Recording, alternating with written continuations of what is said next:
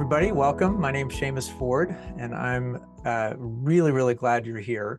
Today, we're going to be interviewing Madeleine Jaine Lobsey. She's a multi-talented general manager of the Alist. It's an online platform for young people with autism and neurodivergence in Australia.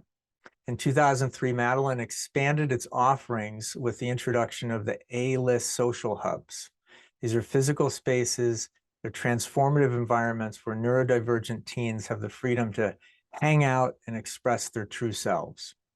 And Madeleine, I think before we really get into what the Alist is about, why don't we take a minute and just create some vocabulary for people? I know that neurodivergence and the autism spectrum are things that people are increasingly familiar with, but what do you want to let us know about this work? Okay, well, let me just start with some basics, okay? And I imagine if you're here, this is something that you already have an interest with or even experience with. So this may be really familiar to you, but like many things to do with human beings, there's like a long history about autism particularly. And I'm going to talk about autism, but it's really an expanded world since then. So there's a long history and it is different from country to country. But the basics that you need to know is that there is a term that gets used that's called neurodivergent. And if you think of, if you put it in a cultural perspective, we could say there's cultural diversity. We're all part of a culturally diverse world. And if you look at the brain, you could say we're all part of a neurodiverse world. But it doesn't mean we're all neurodivergent. So neurodivergent means various things. Most commonly, it means autism, and it also means things like ADHD. But it's not just that. There's a vast variety of things that people sometimes deal with their brains. So dyslexia can be put into neurodivergent. Also dyspraxia. You could have OCD, Tourette syndrome. So there's a bunch of things that would be categorized into the world of being neurodivergent now. And then I think if you look at autism itself, so not long ago, we used to say things like, I have someone in my life who has autism spectrum disorder. And it was spoken about like a disorder, and it was also spoken about like something you have, like you have diabetes and you have autism spectrum disorder. So it wasn't long ago, actually, that the language of that changed and people started speaking it about themselves as themselves. And they use words like, I'm autistic. So, I'm female and I'm autistic and I'm ADHD. And they're all things that describe part of the world of who I am. And it's not something that I have. And I think that's a really big shift. And there's a lot of debate about it. It's a hotly politicized topic, and there's a lot of debate about it. And I think if you think of it from the perspective of every person has the opportunity to create it the way they would create it. And I would always say to people, ask them, and they'll tell you how they want to say it. Because there are people that, identify strongly with saying I'm on the spectrum, or I'm someone who has a autism or ADHD. So I think the big thing you want to know is you got to ask people. Well, one of the things that I think about, when I was in high school, this is just a strong memory for me, there were people that I suspect now would put themselves on the spectrum, as you say. And the thing I really remember at the time is that there's no language for it. So the way that we related to those kids, I personally just realized that there were some very insensitive things that I may have done, and certainly I know, the way that kids were treated, and it was more about how somebody behaved and no awareness of what was behind it. Yeah. And I think that what you're pointing to is we are we are building distinctions around the way the brain works that we never had, and that's allowing for people to be able to. And I'd like you to say a little bit more, the difference between having something and being something, Okay. and why that's important. Yeah. Well, I mean, this is again very politicized and hotly debated, but I think if you look at it from um, many other things that make up a human being, the moment we say we have something, it's often related to like something we don't want to have, or something that's wrong that we have, or something that's a problem. And for me, I can speak for myself, and I'm a parent of two autistic ADHD neurodivergent children as well. And I can speak from our perspective is that, the way my brain works is no different for me than any other part of who I am. And separating it is weird. Like, I don't know how else to say that. It's weird to separate it out from who I am, as a, I don't know, as a machine, as a person. It's just the way that my brain functions. It's not Mhm. something that I have, and it's not something I can put down and pick up, or go into another room and get something I have, or something, I used to have. It's a lifelong brain operating system. Well, the other thing I hear in it is that, and we should let you talk about the Alist Hub. There, it's also there's a granting people the freedom, Yes. however it is for them is okay.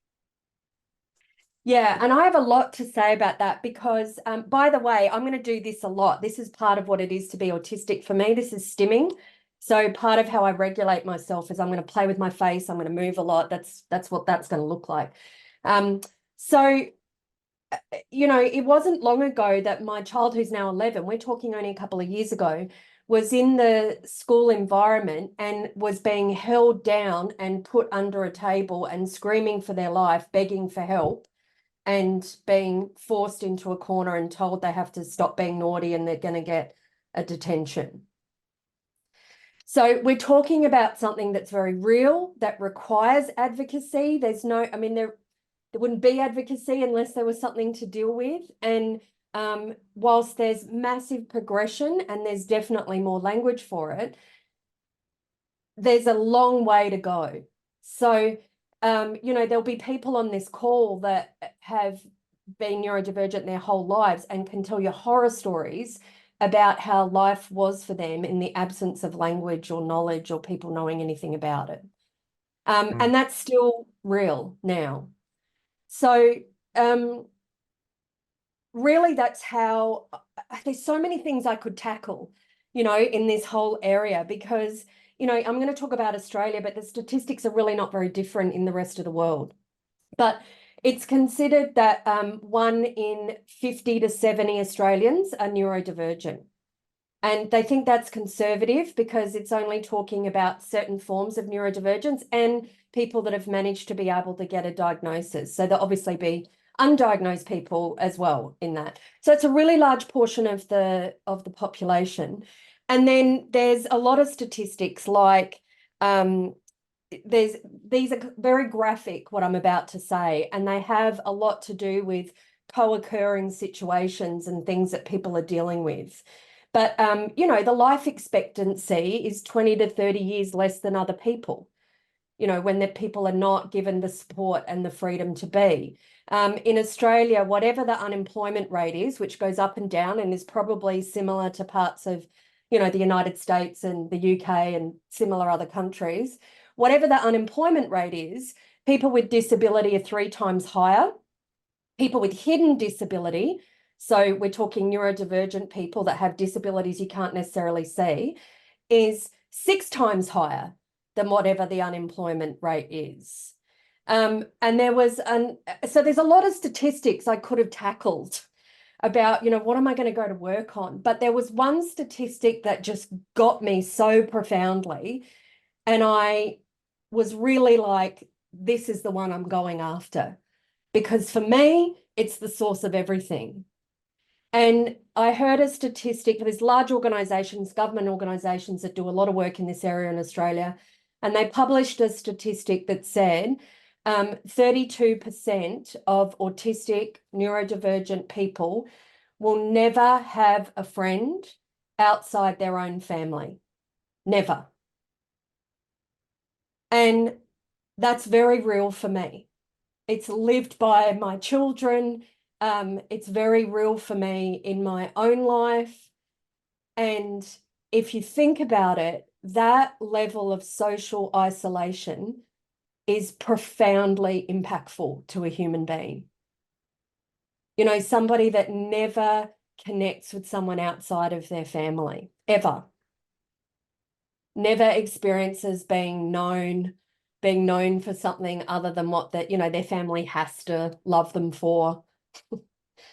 And that for me was so impactful that I had the opportunity to be with 200 autistic teens. And they were like 13 to 17-year-old, 200 of them. And I interviewed them and I basically said, what do you want? And every single one of them said in some way, a place to hang out. And for me, that was profoundly impactful. They just wanted a place to hang out with other people where they were free to be and free to be themselves. And so that's what created our social hubs. And for many neurodivergent people, you can spend a lot of time, I got to say, if you're lucky, if you manage to get a diagnosis and manage to get supports and find people, you can spend a lot of time in therapy and a lot of time in medical premises, dealing with all sorts of things and being reminded over and over again that there's something wrong with you.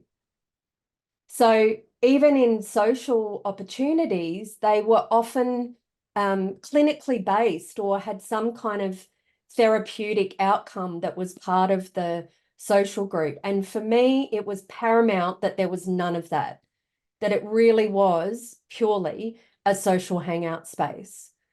So I created the tagline for the A-list that says, be social your way. And we really wanted to discover for people that it's actually okay to want to be in a dark room, playing a computer game, never interacting face-to-face with another human being.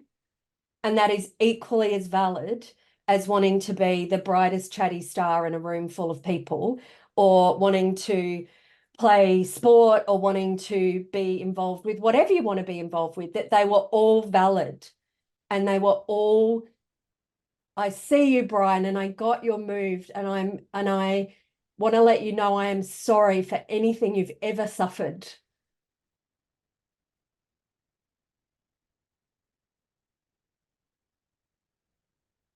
That we really did want people to have the freedom to be just as they are and just as they're not. And there was a lot of challenge to that, Seamus and everyone. Because when we started these things, we live in a world where all of us, neurodivergent, not, I'm going to use the term neurotypical, which I have a bit of a thing about, but I'm going to say neurotypical anyway, because it's a way of expressing brains that are in the majority of the human population. Okay. But we live in a world where all neurotypes, neurotypical and neurodivergent, are constantly being behavior modified. Don't do this, do it that way, be careful, stop that. You've got to be over here, not there. That's the world that we live in. So when the teens first started showing up to the social hubs, one of them that I will never forget, a woman came with her son, 14, and she introduced him and said, this is my son. He's 14, he's nonverbal, and he's got the intellect of an 8-year-old. That's his mother. Pretty shocking. But it was also what she had to say every medical appointment she turned up to. And for her, it was easier to just get it out the way. Here you go. This is what you're going to ask me at some point. So here you go. Here's the facts. And I said, hi, I'm Madeleine, and nothing else. And then allowed this boy to come and be. Now, his way of being able to be in the world and regulate himself and participate in life was to pace. So he was like on the move, walking.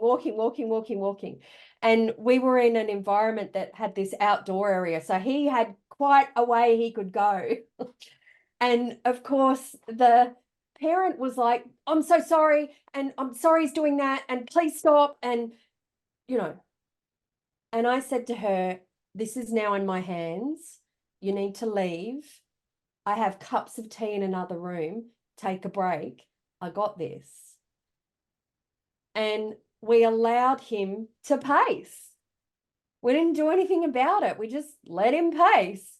And then, you know, there were other people that were there that eventually were walking with him, not trying to stop him, not trying to do anything, but just walking with him. And then at some point he saw food over in the room and he was looking at it. So I say to him, are you hungry? Do you want something to eat? And he says, yes, I'm hungry. And I'm like, okay, Mr. Nonverbal, not bad. Yes, I'm hungry. I say, okay, do you want some of this? And he says, I'm scared of germs. I'm like, okay, well, I've got a packet here that nobody's touched. You can have the whole thing and eat everything. And he's like, really? And I'm like, yeah, the whole thing. Now, this was a packet of cupcakes, right? And I say to him, I don't care, eat the whole thing. So he goes over and he can't open it. And so I say to him, can I touch it to open it? And I won't touch the food. And he's like, yes. So I give him the food and he starts eating and he's looking at me and I'm going, I mean it, all of them. You can eat all of them. And then he's looking at me again and I say, well, you can, and you do have another choice. And he's like, what's the other choice? I said, well, you could be a party host. And he's like, what's a party host? And I said, well, party host walks around to everybody else at the party and says something like, can I offer you a cupcake? And next minute, he's walking around to every teen there saying, can I offer you a cupcake? And he has formed profound friendships. You know, this guy has never had a friend ever. And he doesn't pace anymore. He turns up, he sits down. It's like, I don't know, any group of teens hanging out. And he just had his 15th birthday and he had his very first birthday party because he had people to invite. And he turned up with the invitations and cupcakes that he'd made himself. And this is the opportunity and the possibility of allowing people to be.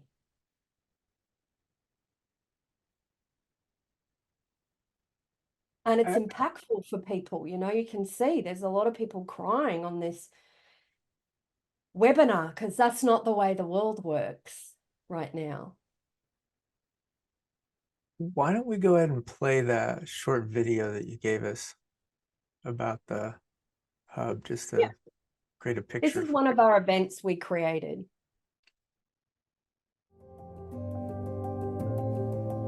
We were so racking our brains because we were at the My Care space, which looks after everyone with a disability, and every day we were getting calls from young autistic people and their families saying we're looking for social options, and we got tired of turning people away. And so Bianca said, well, what if we created a separate platform where young autistic kids could find social options? And that's where the Alist began.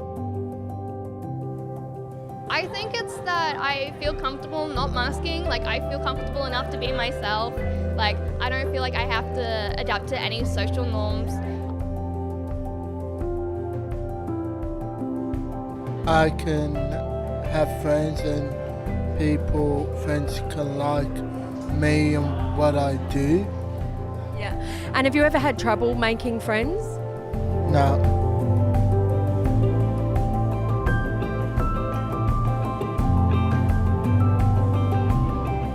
do a bit of traveling, get more social with more people, find someone, find a wife to get married to, and then start a family of my own, and then be the best parent I could for my kids, and hopefully use my childhood to and my life to inspire them and make them want to achieve what they want in life.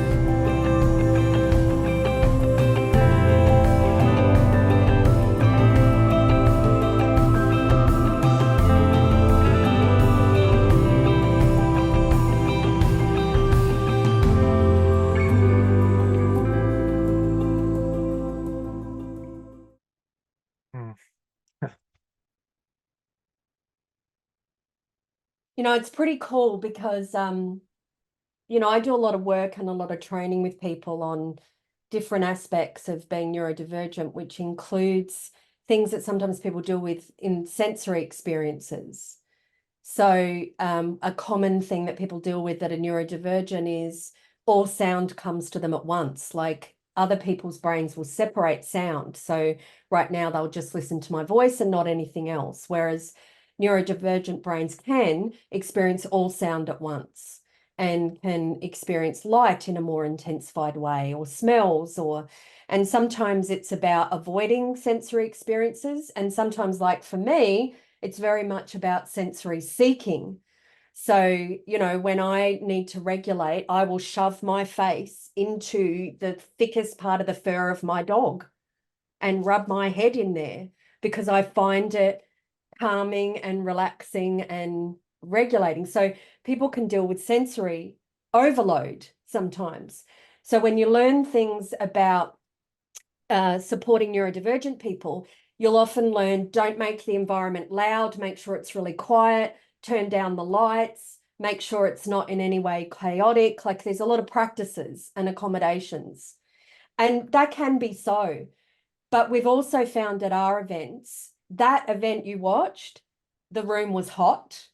The air conditioning wasn't as fabulous as it could have been. There were 150 people in that space. There were 150 people talking. There were 8 activities all over the room. There were lots of lights, lots of all the things that you shouldn't do in those environments. And not once did anybody have anything that they were dealing with. And I think it says something about the authentic freedom to be.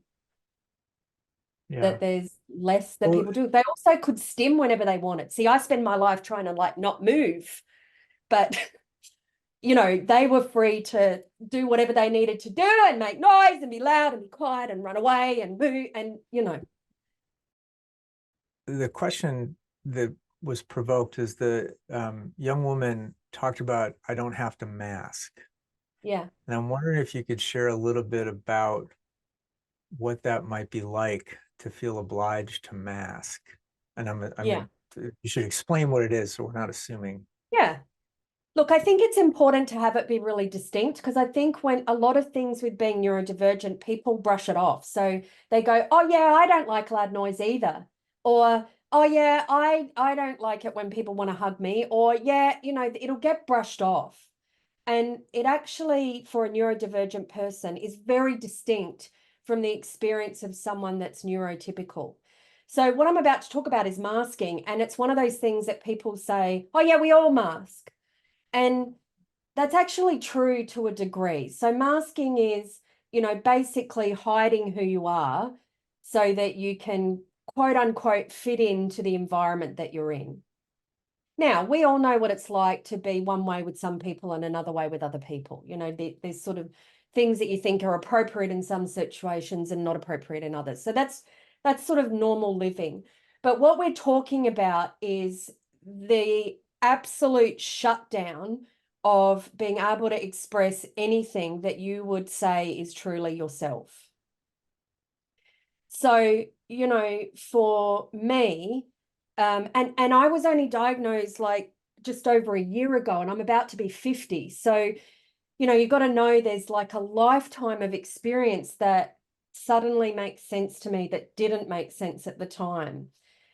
But a lifetime of trying not to talk too much, trying not to say all the things that I have in my brain that I want to say, trying to stand still, trying to, I was a dancer because it meant it was like legitimate to move, you know, and my whole life, if I was standing there, I would find myself, you know, moving, and people go, oh, you dance all the time. And I'm like, yes, because it was like a way to legitimize my need to move.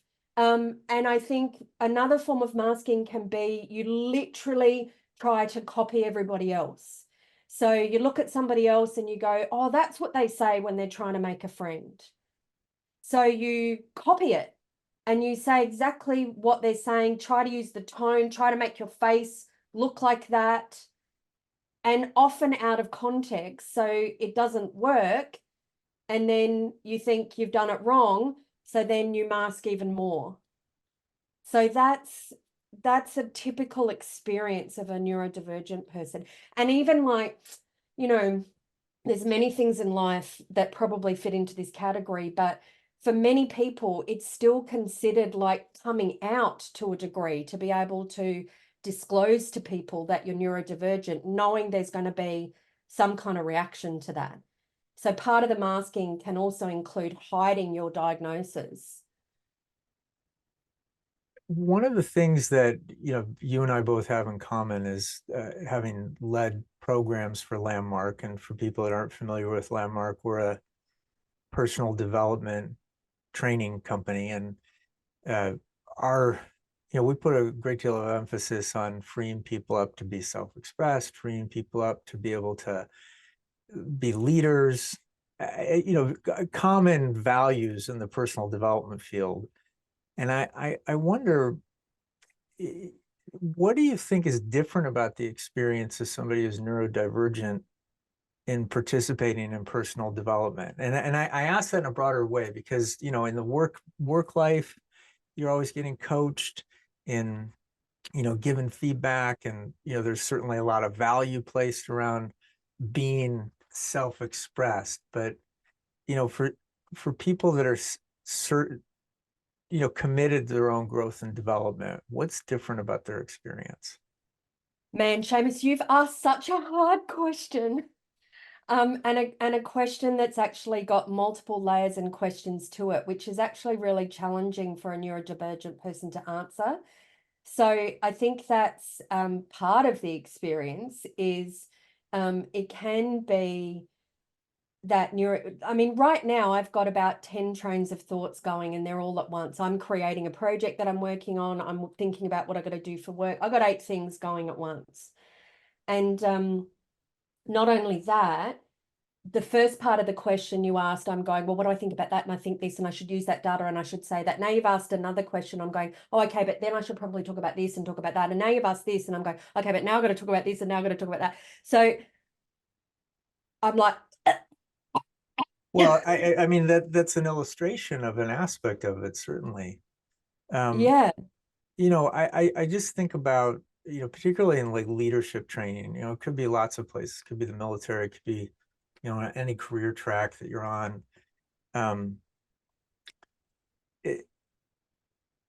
There are many people that I know that have participated in personal development, like yourself, and I can see where, you know, at least in my experience of leading programs, that, yeah, I've had no clue as to, you know, and a lot of assumptions about, Here's what I would say really simply, okay? I have heavily participated in personal and professional development for 22 years, heavily, and mastered incredible distinctions and trained other people in incredible life-altering, empowering distinctions. And I still don't fit into the world. And that I still don't fit in the world also includes I don't fit in personal or professional development environments. Because the way that they can be structured are created for people that deal with things in a typical way. So for instance, you go to programs, and one thing that's really important is that you're really there and you're concentrating and that you're taking in all the information. And it's often suggested don't do anything else, or don't write notes, or just be right here and really taking in the information. Except for me, I need to do 2 to 3 things at once to hear anything. So actually, when I'm not looking at you and I'm playing solitaire, or I'm doodling, or I'm moving at the same time, I promise you more's going in. Yeah, And it doesn't that's always look like that. I think that that's something, I'd consider myself a neurotypical person, and that's really valuable for me. Yeah. As somebody who really cares about making a difference, and uh, being considerate and empowering people, um, because I as a neurotypical person, I have a set of social cues that I'm habituated to that are based on being neurotypical and majority. Um, it leads to another question, which is, for people like myself that really want to be sensitive, that want to educate themselves. This is a process of educating myself, but somebody who wants to really be sensitive, what would you offer, to a neurotypical person who really wants to be a great friend, who wants to be a great boss, who Yeah. wants to be a Yeah. yeah. Yeah. Just for 1 second, I want to go back, because all of that personal and professional development, I would say, saved my life.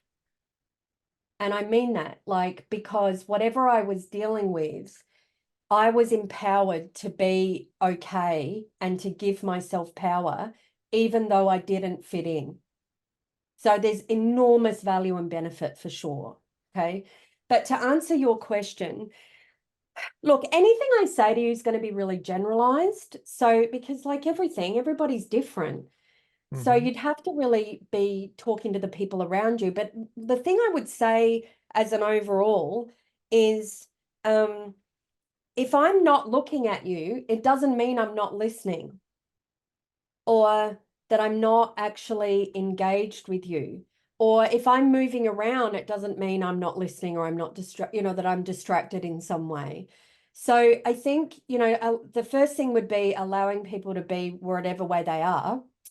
And then the second piece then would be having a relationship with them that they are capable and brilliant and extraordinary and whole and complete and completely capable of knowing exactly what they want, including sometimes we don't know what we want, and being a space for being able to say to people, do you not know what you want right now? But that's also a question you'd ask of someone that's capable. Yeah. It's distinct Yes. from how do I help you? Yeah. Yeah. Oh, that's great. There's a couple of great things that have been put in the chat. I'm just going to read them.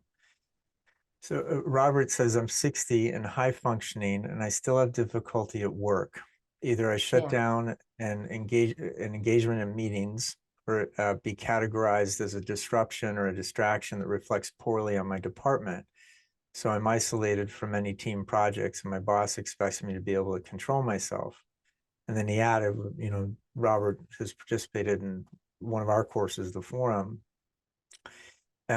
He says, in the forum, I got to disappear. I'm not seen, I'm not heard, or I don't matter, or be lost, which I take to mean that was his conversation with himself that he got to actually Yeah. set aside. Yeah.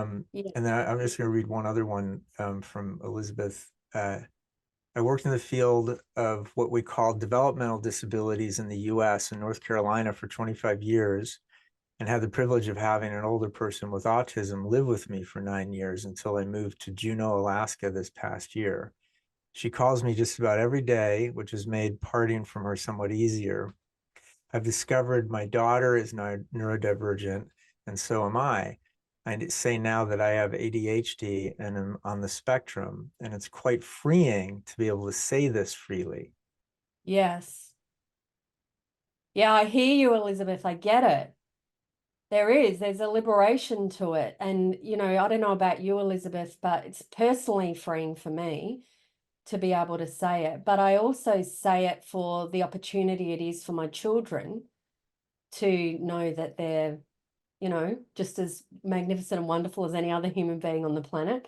But I also say it because, and I mean this in a really empowering way, I experience a level of obligation to advocate and be a voice for the community, because I can.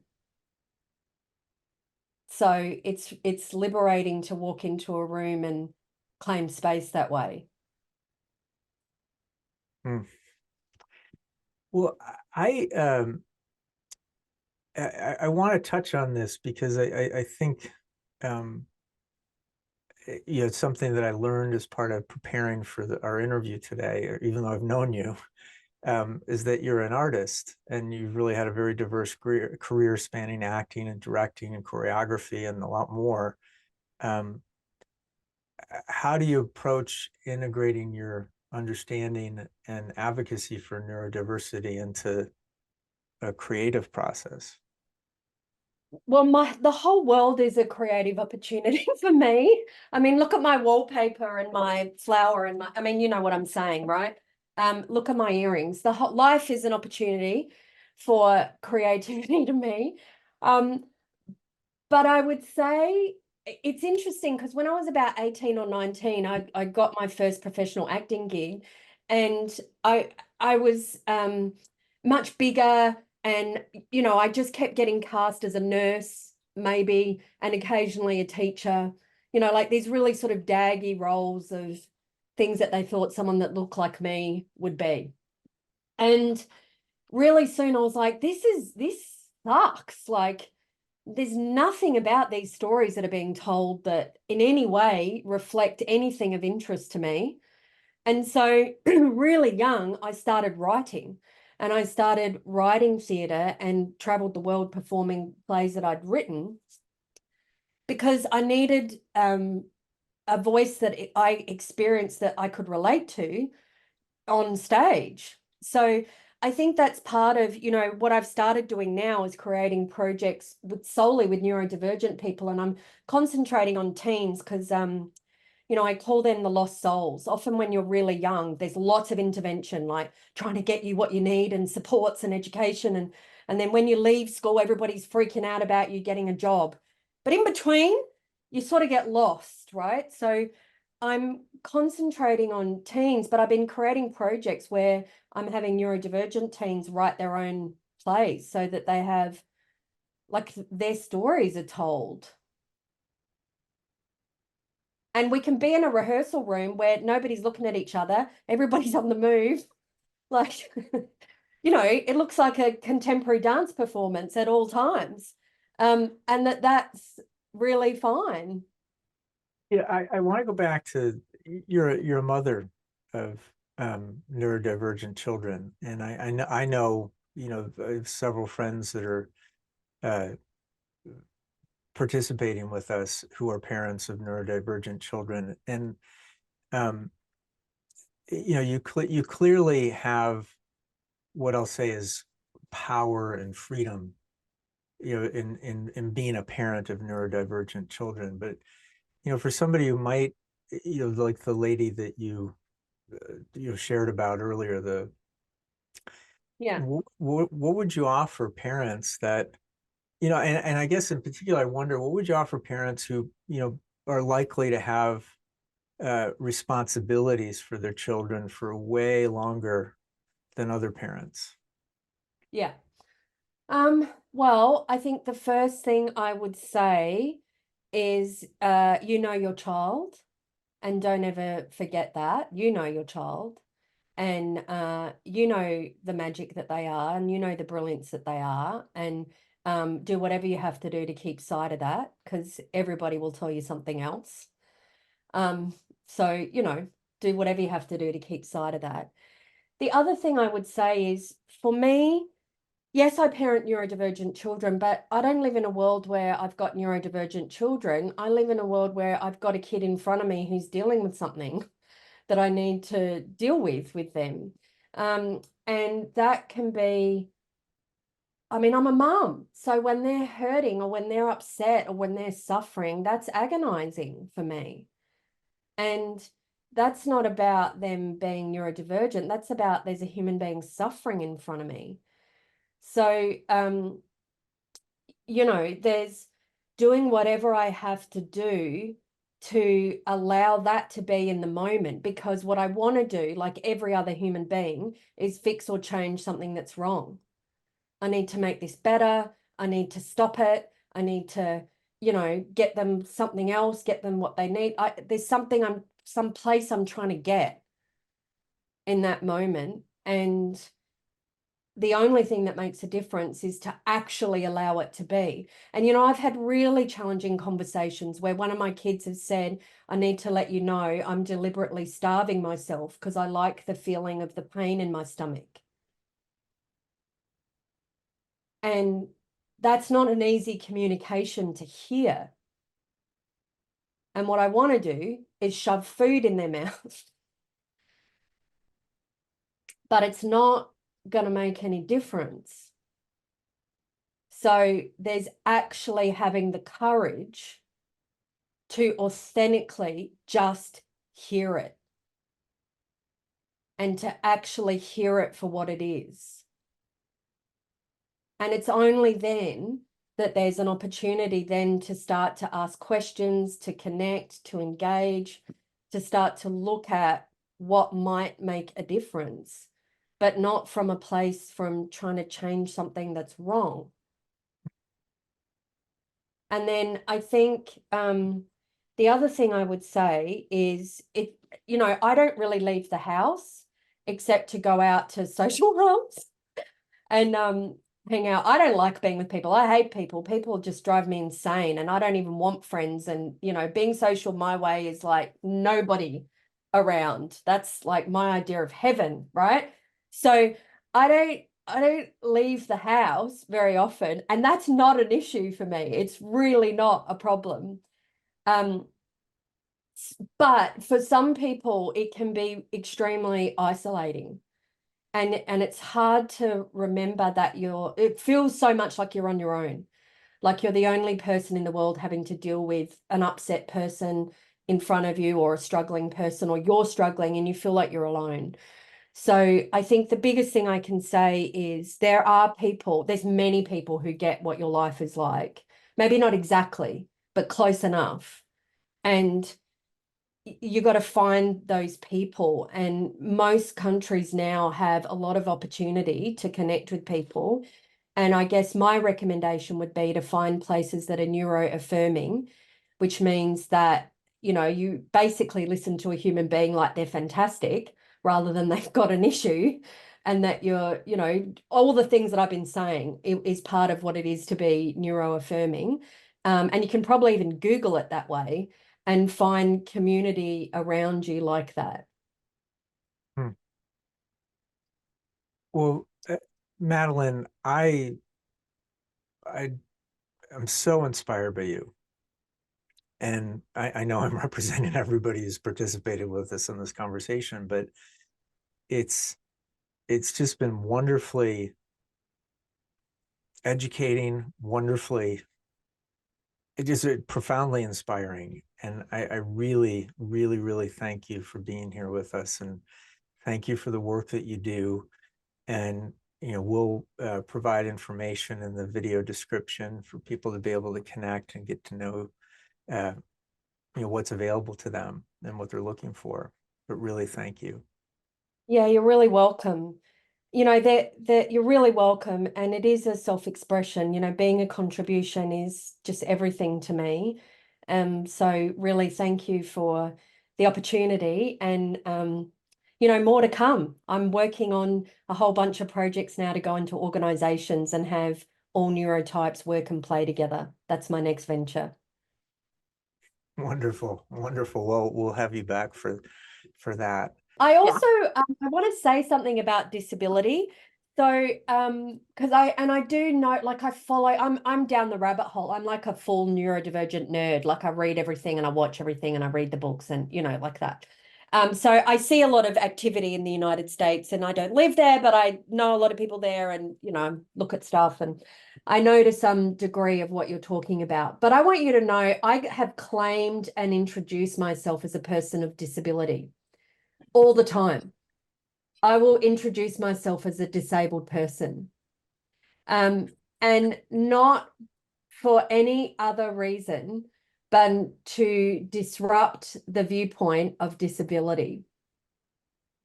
So I use it all the time, and it doesn't mean for me what anybody else thinks it means. It means for me what it means for me to be a person of disability. So, and it also doesn't mean I'm less than for me, but I use it really consciously and deliberately to disrupt the viewpoint of it. All right, well, I think we should go ahead and wrap it up. Madeleine, I just have a couple of quick things for you, but everybody else, if there's no more questions, thank you for being here. Hop off and really get yourself signed up for the next interviews.